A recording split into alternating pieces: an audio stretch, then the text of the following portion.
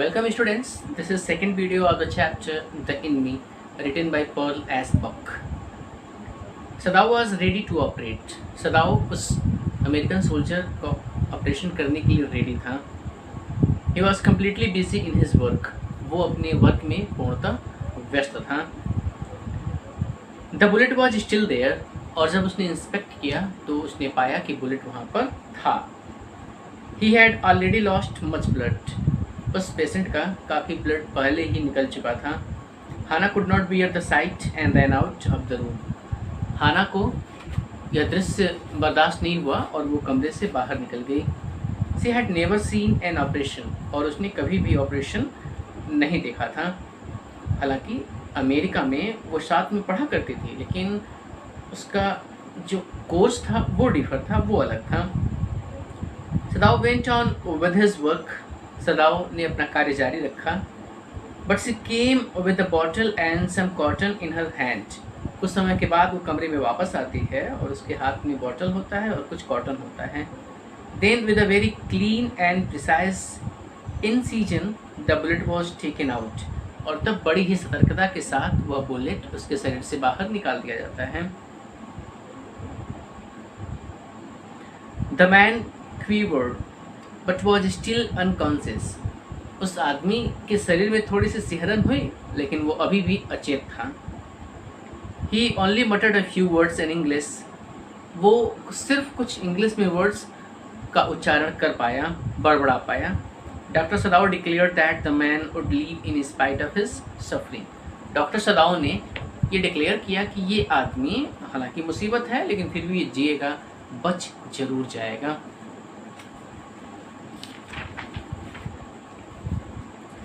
The young man woke up. He was too weak. His blue eyes were terrified when he thought where he was. कुछ समय के पश्चात उसकी आँख खुलती है. वो अत्यधिक कमज़ोर हो चुका होता है. उसकी नीली आँखें भय को प्रकट करती हैं जब वो ये पाता है कि वो कहाँ है. Hana consoled him not to be afraid. हालांकि हाना उसे विश्वस्त करने का प्रयास करती है कि उसे डरने की ज़रूरत नहीं है. She comforted him that he would soon be strong. साथ ही साथ हाना उसे विश्वास दिलाती है कि तुम बहुत जल्दी ठीक हो जाओगे. On the third day doctor सदाव examined the wound. तीसरे दिन डॉक्टर सदाव ने पुनः उसके घाव का निरीक्षण किया. Tom asked what they were going to do with him. वह अमेरिकन सोल्जर भयभीत, आतंकित, मन में तमाम सारे क्वेश्चन लिए हुए फाइनली डॉक्टर सदाव से पूछ ही बैठता है कि आप मेरे साथ करने के वाले हैं. He looked बेयरली 17. बड़ी मुश्किल से ऐसा प्रतीत होता है कि उस अमेरिकन सोल्जर की जो उम्र थी वो 17 साल रही होगी. For a moment सदाव did not answer. एक पल के लिए तो सदाव ने कोई आंसर नहीं दिया. Tom was a prisoner of war and should have been handed over to the police. और ये विचार डॉक्टर सदाव का था कि टॉम जो है वो एक प्रिजनर है, तो फिर डेफिनेटली उसे जो है पुलिस के हवाले किया जाना चाहिए और ये उनका कर्तव्य भी है. The servants felt that they could not stay if Sadao hid that white man anymore in the house. नौकर ने अपने बिहेवियर से ये दिखाया कि अगर उनके मालिक उस अमेरिकन सोल्जर को अपने घर में और अधिक रखेंगे तो फिर उन लोगों के लिए मुश्किल है उस घर में रह पाना. People would think that they liked Americans. और उस वर्ल्ड वॉर के बैकग्राउंड में लोग ये सोचेंगे कि शायद ये एक ऐसा परिवार है जो अमेरिकन लोगों को पसंद करता है. The servant Drew daily more and more watchful. दिन ब दिन सर्वेंट और अधिक निरीक्षण किया करते थे, देखा करते थे. उनके मन का जो क्वेश्चन था वो और अधिक मजबूत होता चला जाता था. अर्थात वो अब निर्णय लेने के कगार पर पहुंच रहे थे. Sadao wanted the prisoner to get up on his feet. Sadao जबकि चाहता था कि जो प्रिजनर है वो अपने पैरों पर तो कम से कम खड़ा हो जाए.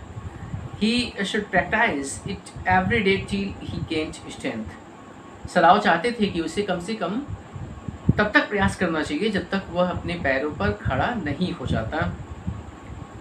The man thanked the doctor for having saved his life. उस अमेरिकन सोल्जर ने डॉक्टर सदाव का धन्यवाद किया कि आपकी बड़ी कृपा है कि आपने एक मुसीबत में मेरे प्राणों की रक्षा की।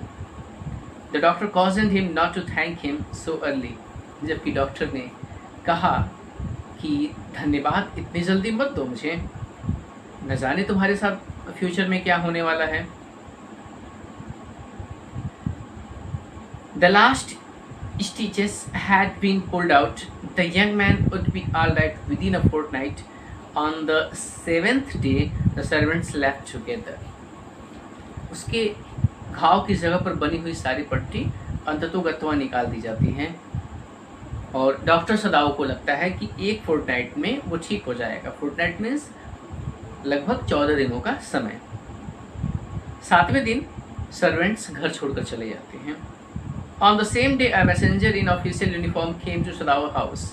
और उसी दिन एक मैसेंजर यूनिफॉर्म में सदाओ के घर आता है। He asked Dr. Sadao to come to the palace at once as the old general was in pain. उसने डॉक्टर सदाओ को ये इन्फॉर्मेशन दिया कि आपको अभी तुरंत महल चलना है क्योंकि जो हमारे बूढ़े जनरल हैं उन्हें दर्द हो रहा है, अत्यधिक पीड़ा हो रही है। Hana breathed a sigh of relief. When Sadao came to say goodbye, she revealed her fear. She had thought that they had come to arrest him. Sadao promised to get rid of that man for her sake. हाना अपनी चिंता बताती है कि मुझे तो ऐसा लगा जब मैंने फर्स्ट टाइम देखा वो मैसेंजर आ रहा है तो मुझे लगा कि कहीं तुम्हें गिरफ्तार तो करने नहीं आ रहा है, लेकिन जब उसने अपना प्रपोजल रखा तब जाकर मुझे थोड़ी सी शांति मिली। मुझे बड़ा भय हो रहा है, न जाने क्या होगा हमारे साथ। डॉक्टर सदाओ उसे विश्वस्त करता है, भयभीत ना हो, मैं कोई ना कोई उपाय करता हूँ इस वाइट मैन से छुटकारा पाने के लिए तुम्हारी खातिर। Sadao told the whole episode to the general. Sadao जब ओल्ड जनरल का ट्रीटमेंट कर रहा होता है तो उन्हें सारी घटना का जिक्र उनके सामने कर देता है, उन्हें बता देता है। The general knew that Sadao was indiscipline. To him he never trusted other Japanese surgeons. General जानता था कि सदाओ जो है वो किस प्रकार का डिसिप्लिन व्यक्ति है। वो ही never trusted other Japanese surgeons. उसे किसी भी अदर सर्जन पर विश्वास नहीं था कि वो किस प्रकार का ट्रीटमेंट करेंगे। The general promised Sadao that nothing would happen to him. Sadao को जनरल ने विश्वास दिलाया कि तुम्हारे साथ कुछ भी बुरा नहीं होगा।